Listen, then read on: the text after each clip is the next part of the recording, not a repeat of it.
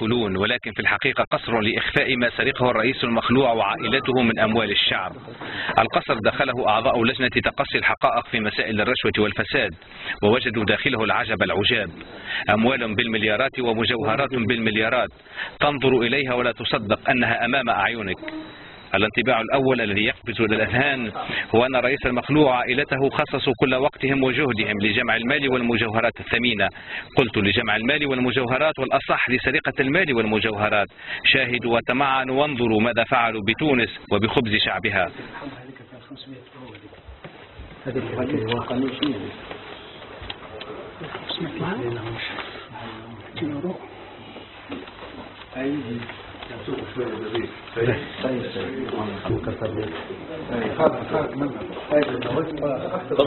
هذا يورو وهذاك دينار. معناها هذه تشمل 100 مليون. قداش مليون وحده هذه؟ هذه وحده 100 مليون. مثلا هذا وحده 100 مليون.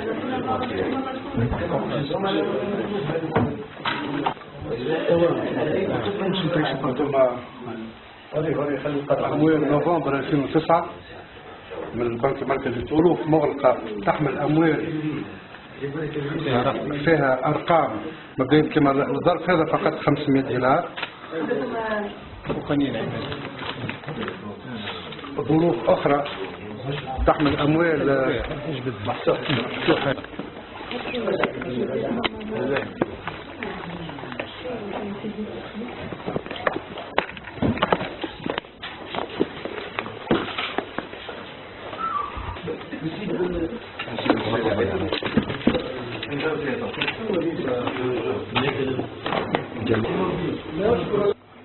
شوف لتحت النقطتين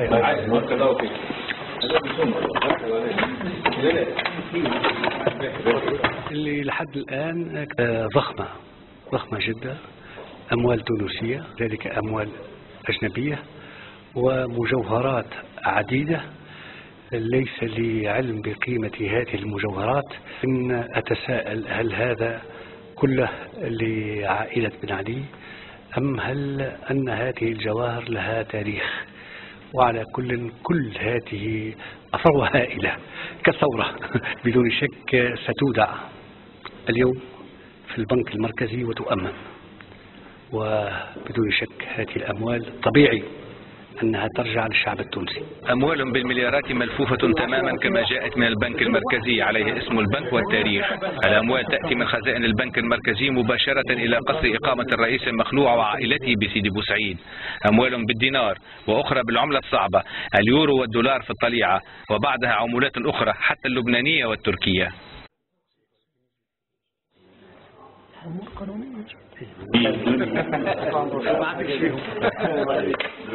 هذا شو باش نثبت لا مش توا ثبتوا، بعثني ثبتوا. ancien passeport diplomatique famille souvenir. خلينا نوريها برك، خلينا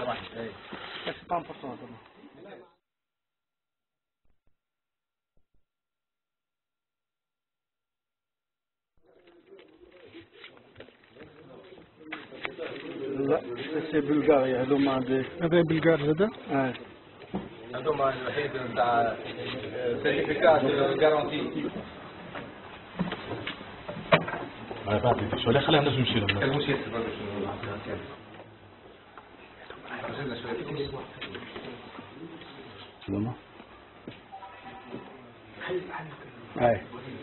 شوف هذا 500 يورو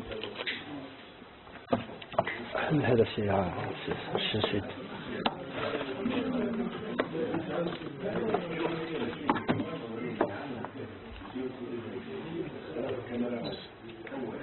هي بدون شك ثم خزائن تغطي خزائن حديدية دي كفر فار كبيرة الحجم، البعض منها مليان تماما بالفلوس، والبعض ينقص بعض الشيء، ولكن أموال طائلة.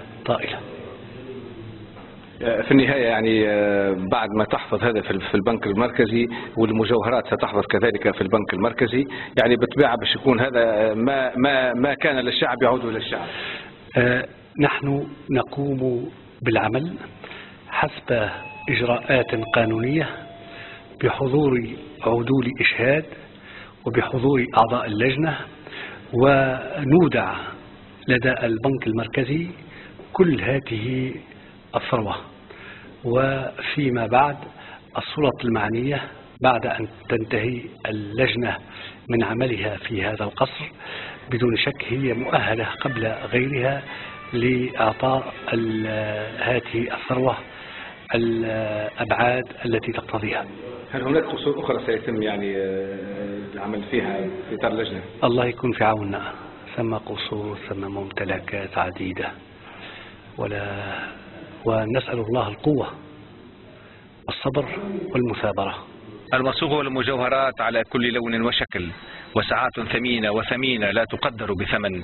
من أين جاءت؟ كيف جاءت؟ التحقيق سيثبت الحقيقة.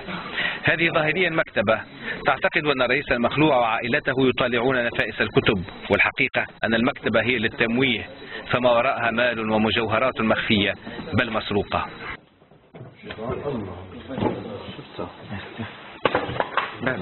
خلي يصور خلي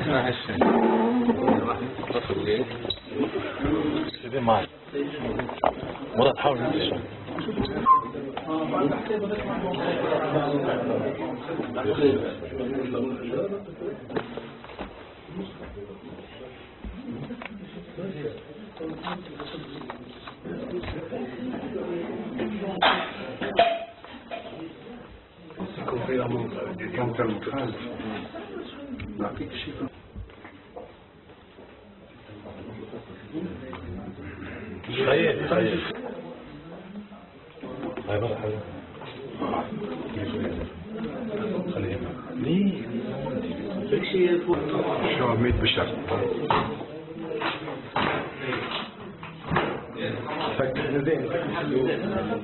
هذه الأموال الملفوفة هي من البنك المركزي مباشرة، وهناك أموال من بنوك أخرى، وهناك ظروف وضعت بداخلها مبالغ متفاوتة من 500 دينار إلى 10 ملايين.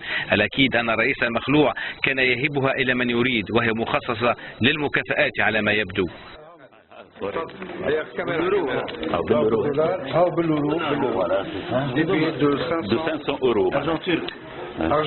أرجنتين مكتوب على الماس أرجنتين. العملة المصرية خلوه نحلوه سهل. العملة المصرية مزيان أظن هذه فرنسا. خبراء من البنك المركزي التونسي وموظفون جاءوا لعد الأموال على أن يكشف المبلغ لاحقا، والأكيد أنه خيالي وأكثر من الخيالي. كل هذه الأموال والمجوهرات تحفظ حاليا في مخازن البنك المركزي في انتظار معرفة مصيرها. الأكيد أنها ستعود إلى الشعب لتوظف في أعمال التنمية. أعرف فقط ماذا كان يفعل الرئيس المخلوع وعائلته بالبلاد والعباد.